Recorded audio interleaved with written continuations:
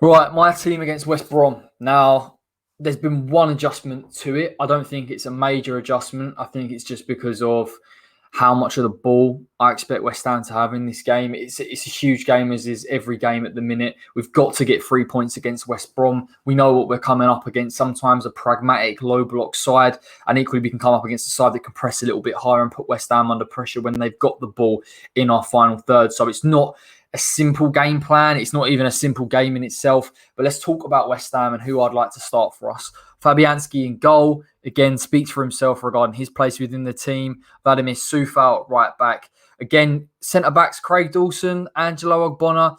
I think there's less to be said about that, if I'm honest. I believe them as a partnership is far and above what we get with Issa Diop and Craig Dawson together, or even Issa Diop and Angelo Ogbonna. I don't have a problem with Diop per se, but I think in this type of game, communication, relationships, you look at some of the movement of a man like Mateus Pereira that's going to get into that hole, that's going to try and draw them out a little bit. And also the fact that they used Hal Robson-Kanu against Liverpool, possibly a more physical presence, does mean that we do need communication in this game as ever, but it is important that these two start together. Soufal again speaks for himself. You know that somebody like a West Brom are going to use the wings a little bit more, try and be dynamic, more so on this right-hand side. And that's where there may be slight concern over someone like an Aaron Creswell. Matt Phillips looked really decent against Liverpool. I thought the way that he's approaching opposition sides in terms of keeping to that right-hand side and trying to take it down the byline is typically the type of player that causes Creswell a few issues. And I do think in this game, West Ham have to be a little bit more in the front foot, use our fullbacks, get them forward, because we will see a West Brom side that are going to get compact in their own third. They're going to give up width in the wide areas and going to try and anticipate balls into the box. So it's not the best tonic in terms of dealing with West Brom, and it isn't the best tonic in terms of our fullbacks being able to deal with it. Obviously, a bit more confidence in Soufal on that right-hand side defensively. Two defensive midfielders in Declan Rice and Thomas Souček. Declan was finding his feet a little bit against Brighton. I thought what you get from him in terms of recovery tackles, in terms of generally pass accuracy, is relatively decent.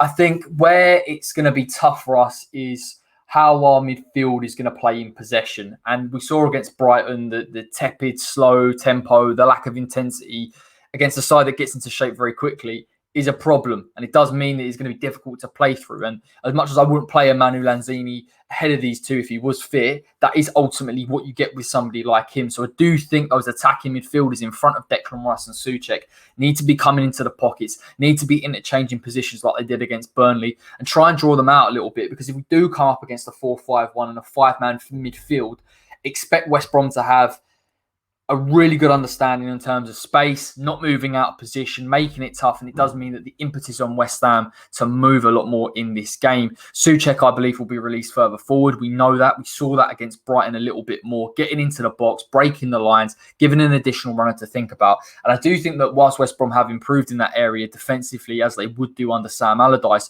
you do want Thomas Souček getting in the box, getting alongside Mikel Antonio and causing them disruption if we are going to go down the route of getting deliveries into their penalty area. Now, the attacking midfielders, I touched on it in terms of the availability in the space, movement between each other, ball carries. And ball carrying in this game is more important than any game that we've played recently. And I've gone with players based on their form, based on what I saw generally speaking against Brighton. And I know we weren't effective enough, clinical enough, decisive in the final third, but I do believe these three players can offer it. And we are going to need them to be confident on the ball, to take chances, to take risks. And I think when you've got two defensive midfielders like Thomas Souček and Declan Rice behind you, you should be looking to make a little bit more risky decisions in order to break that West Brom shape. So, Benrahma on the left-hand side, Jesse Lingard at number 10 and Pablo Fornals on the right-hand side instead of Jarrod Bowen. Now, I've gone with Benrahma to start because I thought what he showed against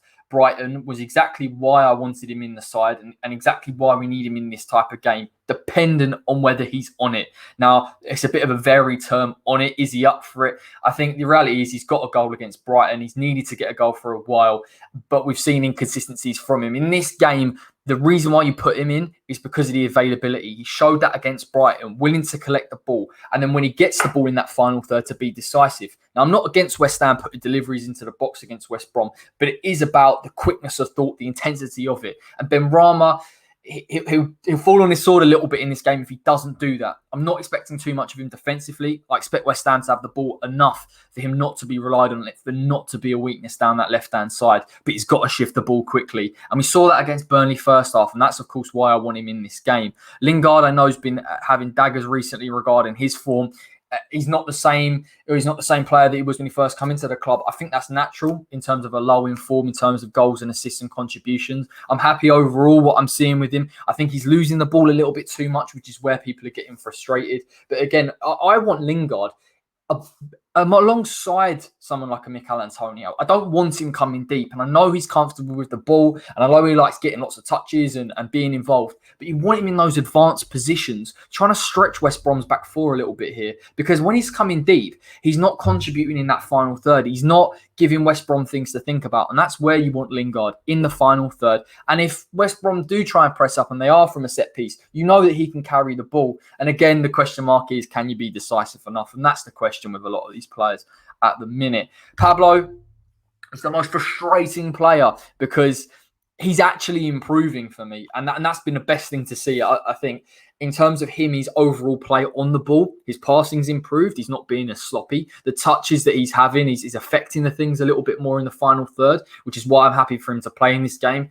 if West Ham have got a lot of the ball in West Brom's final third, he's not having to track back. He's not having to run from deep. He's in the areas that you want him to try and affect things. But his finishing and his clinicism, if that's even a word, him being clinical in front of goal, or at least making the right choice, is so frustrating because nearly every part of Pablo Fornals' game is spot on. But it is just that final third area. I would have him in this game over Jared Bowen. I think Bowen would cut a frustrating figure. He scored against West Brom last time. I saw that on the highlights recently. And the reason why he did that was because West Ham were able to switch the play. But you're coming up against a West Brom side that have improved massively since January. And I trust Fornals more so in these type of games, and more so generally now because of the form, because of the variability of the play, and because I believe he can affect things from that 10 role. And he's better centrally, and he's better further up the pitch. But I think he has to start in this game over Jared Bowen. Now, Mickey,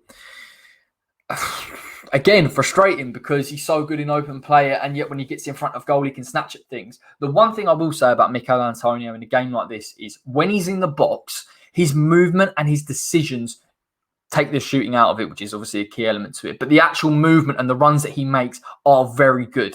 And they are enough to put West Brom under pressure. And he does get between the two centre-backs. And that's what you're going to need in this type of game. Because if West Ham do, and I think we will go down that route of pushing Soufal Creswell high, getting deliveries into the box, we want him on the end of things. You don't want him coming deep to the left-hand side. And listen, some games it works. Some games it works if West Ham are able to operate in space, because the attacking midfielders will go and join up and get close to him. But in a game like this, West Brom aren't going to be too dynamic. They aren't going to move out of position too much. You want in between the two centre-backs, getting on the end of crosses, or at least affecting things. Now, the difference in this game is I don't think we're going to see Mikel Antonio as we saw him against Brighton, trying to carry the ball from deep, trying to take on men, and inevitably either making a wrong decision or getting crowded out. I think this game is an opportunity for him to get into that final third. But what I will say, and what I really want to see in this game, is people getting near him. Lingard, Souček, if Bowen comes on later on, somebody like him as well, getting men around him and crowding out West Brom in their own penalty area will give us a chance in this game. West Ham will get chances, as we always do, and we do tend to create a fair amount. It's just not snatching at the moment. It's making the right decision. And I think a lot of that comes down to mentality rather than ability, because I think these players have shown this season that we've been relatively consistent in terms of performance levels. But when we get in front of goal, we snatch at things. So I hope that the team are patient.